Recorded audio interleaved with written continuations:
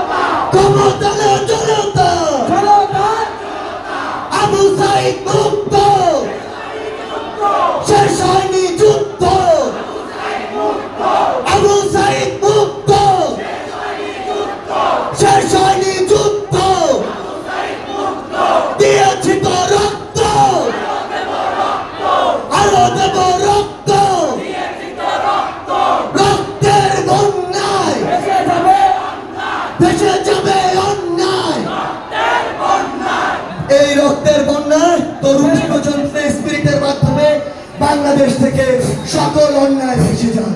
ধন্যবাদ সবাইকে।